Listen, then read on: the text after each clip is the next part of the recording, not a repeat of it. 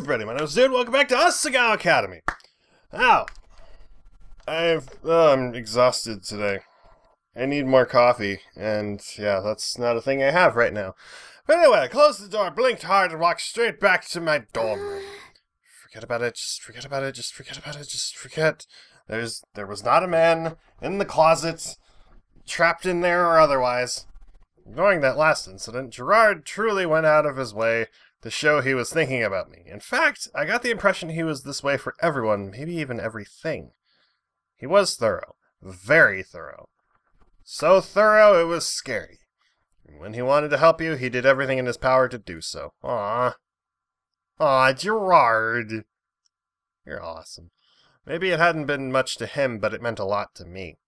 I returned to the dorm and crawled into bed with a smile on my face, ready to take on the next day. I really want to go to sleep.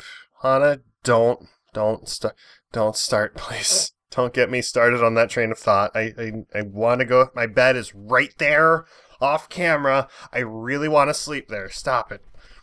This time I knew I wouldn't get lost. Oh.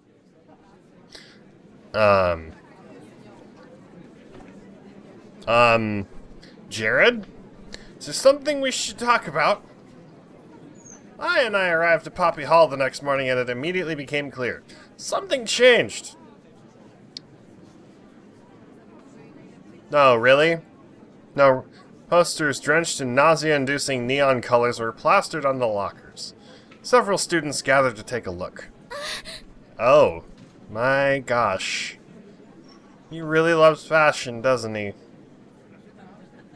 He walked over to one of the hall's walls and to get a better look. Is that Jared? Oh, it says Jared on the thing. I would think that'd be the dead giveaway. Just thought. Mai didn't respond. I turned to look at her. The expression on her face told me that her mind wandered somewhere where that would have made her a call girl blush. Oh, Mai, you're drooling. I don't have a rag for it. Well, I do. This little glass thing here. Wipe it with that and then throw it away because I don't want it after that. That seemed to jolt her out of her fantasy. She's lifted her sleeve to wipe away the drivel on her chin. I am not. You were. What are these posters for? Well, last year Jared put on a fashion show. It looks like he's doing it again this year. I didn't know Jared was into fashion. He sparkles enough. Why not? He's not. What do you mean he's not? I waited for some type of clarification. He's so cute. One time in biology, I saw him take off his sweater and his shirt kind of got stuck to it and pulled off, and I swear he had like 20 abs. I waited in vain. Good morning. Hi, Jared. You gonna explain why you're not into fashion? She just told me you were into fashion, but you're not. Like, what? Is there, like, an explanation for this? And I whipped around. There stood Jared in all his glittering, magnificent glory. Mai's face turned a blushing pink. Most beautiful guy in school. I see you're admiring my totally sweet posters. She is. And they are, in fact, something. They are a thing. I like your abs.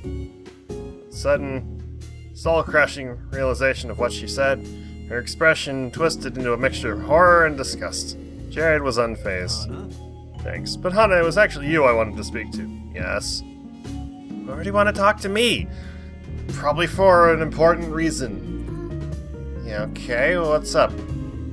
Jared looked expectantly at Mai. She didn't move. Realizing she was in trouble, I nudged her with my elbow as subtly as I could. Mai, would you get me a soda? I'm really thirsty. Without a word, Mai scuttled away. Hope she gets one for herself. I think she's just as thirsty. Jared turned back to me, a cool glint in his eye. He seemed used to the effect he had on women. Well, I wanted to talk to you about the fashion show, actually. You're new here and all, so you probably don't know, but every year I like to put on a little fashion show to showcase my modeling skills.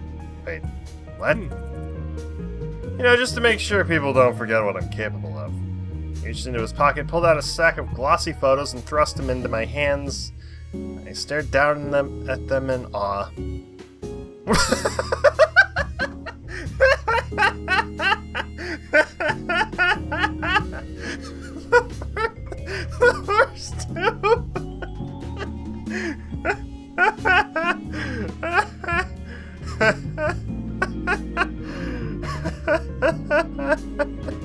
I flipped through them, starting to notice a pattern. As you can tell, my beauty is something that simply can't go to waste. I like to hold a fashion show in Asagao Academy to ensure everyone gets their yearly dose of Bro Jared. I flipped to the last photo. Heat shot up my neck and into my ears. Surely this was some kind of joke. I shoved the stack of photos back at him, wiping my sweaty palms against my shirt. What does this have to do with me? That might have been a touche rude. A touch rude. Jared, as smooth as ever, simply smiled. Perfect. I think you have potential, Hana. For what? To do what? Like, to model? To look at you? To take better shots than that little double chin thing? Or triple chin thing? I'm pretty sure that was a triple chin. Kind of thing's legendary. Potential for what exactly? Exactly! Yeah, what is this question? Jared shifted, his mouth so close to my ear I could feel its heat. No, you don't. What greatness. Now what kind of greatness is that? What will I be doing? That's the kind of thing I want to know. So I already said I'd go to the baseball game. Why I gotta go to your thing? Because I don't even pay attention to fashion. Reaching into a shirt pocket and retrieved a small slip of paper. With quivering hands, I accepted it. Alright. My card. My number's on the bottom. If you're ever interested, I can teach you a thing or two about modeling. I stared down at the card in my hand, feeling that if I looked away, it would disappear. By the time I gathered the courage to face him, Jared was gone. Feeling quite dizzy, I headed for class, the business card strangled to death in my white-knuckled hand. Well, I have a feeling I'm never using this card. Too bad I can't throw it away. By the time I got through the milling of students and to the classroom, Maya was sitting at her desk, face down and completely still. Is she dead? Is she dead? Because I want her pillows. Just the pillows, nothing else. I don't even want her. I don't even want her money. I just want her pillows. I took my seat and twisted around to poke the dejected Mai-shaped head. She didn't budge. Mai, you're not dead. I know you're not dead. I heard a muffled groan of despair. Such a total disaster. Social disaster. You're not worse than me. Get over it. Actually, no, that's a horrible thing to say. You're not worse than me. You'll be fine. No, you're not. Tried to sound comforting, but I was never good at this sort of thing. Maya finally lifted her head from her desk. What's that? She motioned to the business card that was still in my hand. I set it in front of her. Maya praised it for a long time with a blank face, as if I set a rare artifact in front of her that she didn't actually believe was real. And then she made a double chin. Then her eyebrows pulled together. He gave you his number? Well, yeah, sort of. I mean, not really. He said I could call him if I want him to teach me how to model like him. I don't want to, though, so you can have it if you want.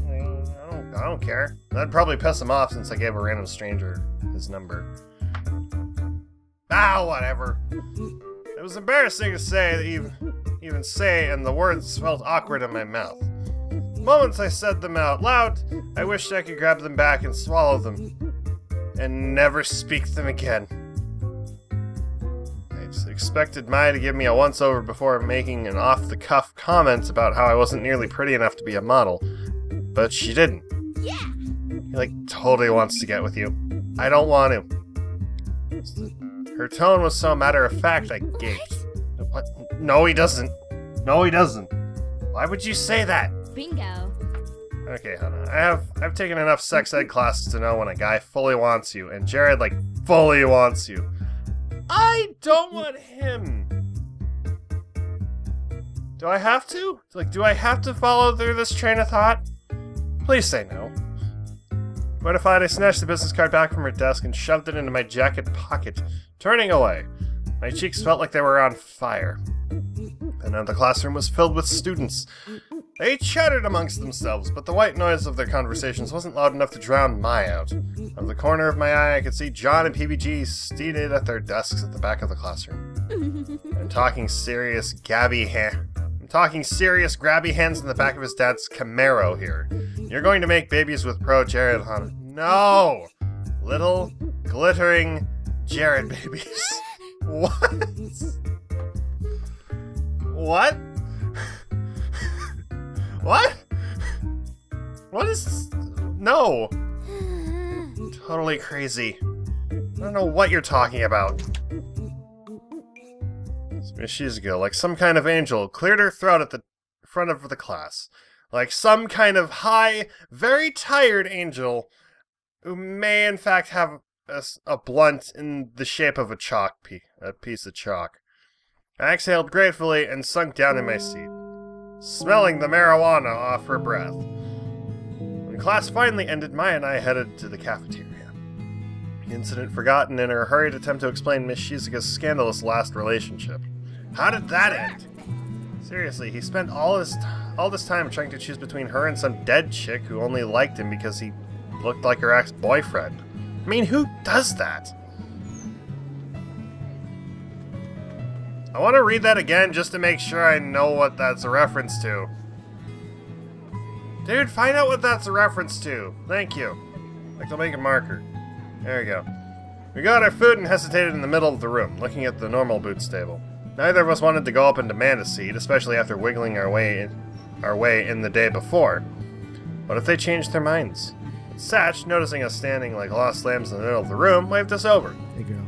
Hey, girl. How was class? Oh, you know, normal... Boots! No one wanted to say boots. Okay, fine. Satch nodded and turned away, having been in the middle of talking to Josh. That was awkward. Despite how familiarly he treated me, I still don't know how to talk to him. Or any of them. I looked across the table and locked eyes with PBG, who stared at me like I was a baby German shepherd. Oh, ha ha! Alright! Cookies! What? Cookies! Cookies? There better be cookies at this table. There better be cookies here. Oh, sick! Brought us cookies! You're the best! Ooh! Jordan, can I have one? Can I have one? I want one. What kind of cookies? If it's oatmeal raisin, I will end you. I will shave your beard off. And maybe your hair. There are enough cookies to go around. What do we got? What are we dealing? What are we doing? You're back again? He looked at Mai and me. I tried to ignore the disappointment on his face. Well... Oh, here. Why is he disappointed? Handed us each a cookie. What kind of cookie? Chocolate chip. Yes! Yes! The best cookie ever! Yes! Yes! I want one. God damn it. Oh, it's a warm one too, even better. He stared at the small chocolate chips melting in the warm cookie. Did he not want us here? But he was so nice yesterday. He didn't even want to eat the cookie. Not if it was going to be two-faced as that. Hey! Watch where you're walking next time! Sheepish Gerard stood next to a short, skinny boy who was holding his tray above his head. Sorry, I'll be more careful. Oh, you're from Normal Boots. You're the guy who plays with itty-bitty kitties, aren't you? The boy sneered. How the hell did you manage to get in a group like that? Huh? They're my friends. And with those stupid dolls, you're an embarrassment. The kid's friends were hitting his shoulders, looking from Gerard to our table with panicked eyes. Oh. Is that why he was thinking that? Or was he just having a bad day? Was he thinking I'd be making fun of him? I like what I like. I think they're fun. Yeah, you like what you like, dude. As long as it doesn't hurt anybody. Or is super creepy like you're liking children or something. The kid was let off by his friends. Gerard came back and sat down at the table. That was weird. Gerard sat down and began happily munching on his cookies, looking for all the world like he didn't like he didn't even care about what just happened. I scanned the cafeteria for the boy who heckled him and found him sitting alone at a table, with head in his hands. His friends left him behind. What was that about? Know that? I used to get it all the time. I collect itty-bitty kitty figurines. No, that kid show, the 5 kittens who live in Kitten Town? They were originally supposed to have magic powers, but whatever. I collect their figurines. They're so cute. Almost got them all. Only missing Princess Pumpernickel. She's the rarest. Why was that guy making fun of you? Doesn't it bother you? I was afraid of bringing up bad feelings, but Gerard shook his head. Looks kind of weird, right? A teenage boy collecting toys meant for little girls. Uh-huh. Doesn't hurt anybody. It's not like you're going out and touching kids or anything. Collection's fine. But I like them, so I don't let it bother me. Okay, good on you, dude. I want to look that up if that's actually a thing. It's probably not, but you never know. Sorry I didn't bring enough cookies for the first time, Hana. I forgot that you were joining us again, but I'm glad you're here. Oh, is that why? You were just feeling guilty. Bit my lips. See, Hana? It was being nice the whole time, and here you were jumping to conclusions. I would too. I'm very much like that. Hey, your cookie will get cold if you don't eat it. It'll still be soft and gooey. Oh, cinnamon. Oh. Unwrapped the cookie. Scents of chocolate and cinnamon hit me. I broke off a piece and popped it into my mouth. Gerard whispered something into Nick's ear. He started laughing so hard milk came out of his nose. Is he really okay with people making fun of him? I couldn't believe it. I didn't believe it. In my old school, people made fun of me every day. It was hell. There was no way he could just brush it off like that. And when I tried so hard to do the same. As I finished the cookie and started on my ramen, and Gerard continued to laugh with the rest of Normal Boots, I wondered whether it was as impossible as I always thought. Oh no. I used to get flack all the time when I was a kid. Not really in school, but like I grew up as a church kid, so this one kid always kind of made fun of me, and I didn't know why, and he wouldn't stop. So it was weird. I'm over it now, but shit was not cool back then. You don't do that shit to people. Could you pass me some pepper? I got it here, Jared. Thanks. What's your name again? It's Mai. Nice. Thanks, Mai. That was awkward. Hana! Oh, Hana, ready to head back? Yeah, sure. Did Mai look sad, or did I imagine it? No, you didn't imagine it. She wants to jump his bone. I ship it because I don't want to ship myself and him. Also because he's married. I think all of them have relationships, so maybe it's not okay to be doing any of them. But whatever. We threw our trays on the racks and headed out of the cafeteria. So waved to Normal Boots, and Gerard cheerily waved back. A sudden pang hit my stomach. Was it guilt? Or was it the cookie? Was it the cookie, or is probably just guilt?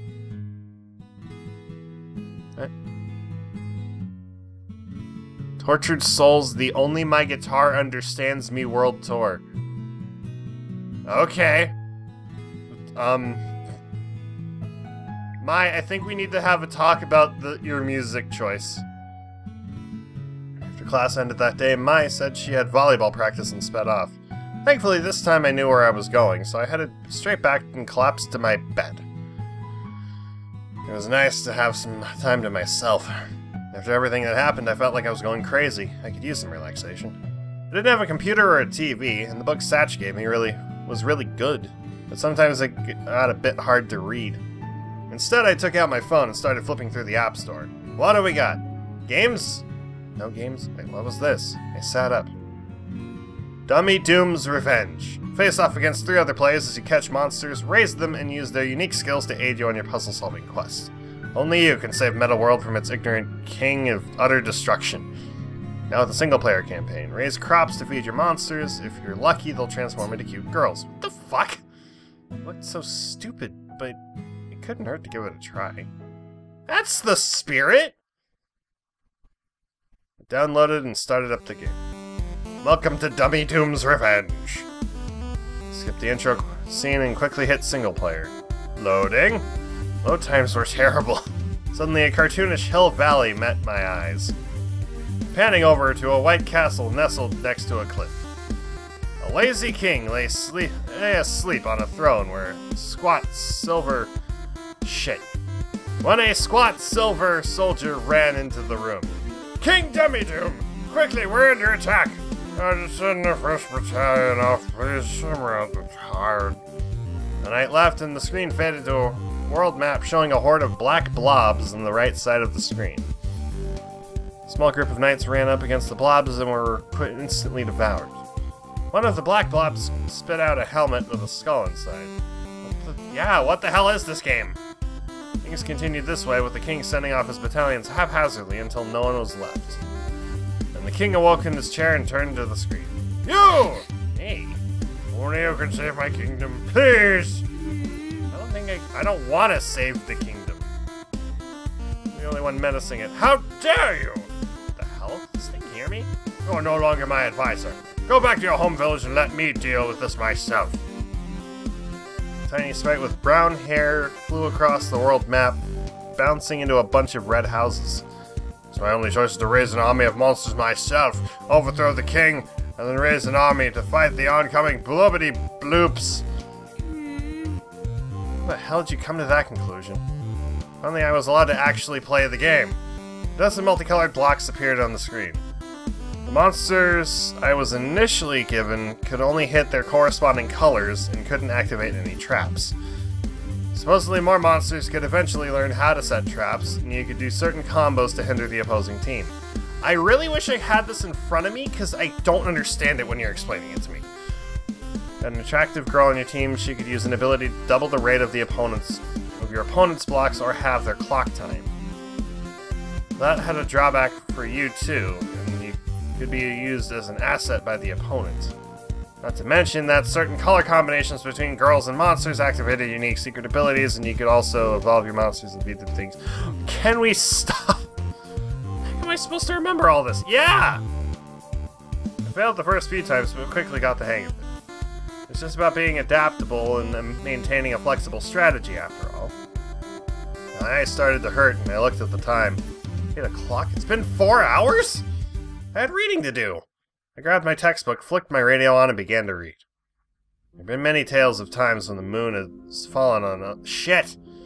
When the moon has fallen on other planets. Shit! The most popular of these being the myth of Termina. Oh, Zelda reference. Direct Zelda reference, too. These myths were never proven to be more than a hallucination. My eyes blurred over my astronomy textbook, yet I yawned. You have a Zelda reference in your astronomy book? Dude, this needs to happen. Someone write an astronomy book with a Zelda reference in it. Schubert piece floating. Sherbet? Piece floating from my radio made me want to go to sleep. And I toyed with the idea of going to class without finishing my reading. Don't. I cared how many times the moon was supposed to fall. Especially when time travel was involved. Hana! Maya burst into the door, flung herself across the room, and grabbed my radio. Hey, where have you been? What are you doing? Give me a second, we're missing it. There we go. But I swear that dog was the living worst. That's why you need a bird, like my lovely Jacques. My lovely Jacques. Watch your tongue. Oh. Watch your tongue. What is this? Shh. Podcast? So the time has come to make an official announcement. This year, just like every other year, the Normal Boots Club will be participating in the video game tournament. Yeah. Oh boy. Oh boy, I like where this is going. As PBG applauded as though there were a crowd of 30 people, I shot a puzzled glance at Mai. You guys will support us again this year, and best of luck to our competitors. You guys are going down! And now for some music. Ooh. I like it. Oh, was that all? Could I have just, like, let that play and that would have been it? I turned down the radio and sighed. Oh. Okay, what'd you want? What was that? PB and J. It's PB and G and John's radio show. They have a radio show? What are they doing it? You know, they talk and stuff, play music sometimes. So a podcast where music is involved. Everyone in school listens to it. I'm so glad you brought your radio. I forgot mine at home. In a video game tournament? Yeah, didn't you hear them talking about it the other day? No. I was told about a fashion show. And a baseball game. And I was playing a video game. That was confusing as fuck. Come to think of it, I hadn't paid much attention to their conversations. I was too busy worrying about myself. Every year they have a game tournament in Higanbana Mall. Lots of people come to compete, but everyone knows that the real fight is between Normal Boots Club and the Hidden Block Club. So why don't they just have like a meet-up and beat each other. That's how competitive teams are formed. You have a rivalry with another team, or you just have a rivalry within each other, within your own team, and you get better as you go. It's awesome. Is that what they do? Video game tournaments? That's why nobody has ever joined them since their inception. Well, I guess partly they're a group of friends who just happen to make a club together, but also, unless you're really talented, you just drag them down. Ouch. That's not true. Not all of them are so harsh, but some of them... I mean, I don't have to join the pro gaming side of it, do I? You just, like, be their friends, join the club, and that's it, right? I don't need to do anything too big. I glanced away, but I felt I knew who she was talking about. That's too bad. Conversation I had before with Jimmy and Caddy came to mind. Had they really thought about I was joining the Normal Boots Club? There was no way. I hadn't played a video game since I was a kid. My father gave me a 4DS when I left home, but... a 4DS? The night before I left home for Asagao, my dad came to visit me in my room. I had packed the few things I owned into a briefcase in a single cardboard box, set to be shipped with the train. I sat and stared at the box, somewhat bitter. I barely even needed it. I didn't own much. Yeah, Dad? Father stood in front of me, a weary smile on his face. Even though he tried to hide it, I could see by the deep wrinkles around his eyes and forehead that he was tired. Sad. The past few years had taken a toll on him. And it hadn't eased things. I'll be leaving tomorrow. Yeah. A heavy sigh hung between us, filling my childhood bedroom like styrofoam. Are you excited? Yeah! Yeah, I am. He nodded and glanced around my room, and the pale blue walls, the broken clock around above my old desk, the scuff marks around the door frame from where I ran into as a kid. How hard did we run into it? Well, apparently not too bad, because we're apparently super smart. I lived in this house almost my whole life, ever since moving after kindergarten. It was everything I knew, but now it was too much for me. The decision to transfer to Asagao didn't come lightly. First, it was a prestigious institution with a highly prized reputation. Only the best of the best, touting either great grades, impressive talent, or lots of money, could get in. I was none of those things, but I made it in regardless. Part of me suspected I was a charity case. I received a small scholarship, and it would no doubt look good for the Academy to have fostered a poverty-stricken child in its walls.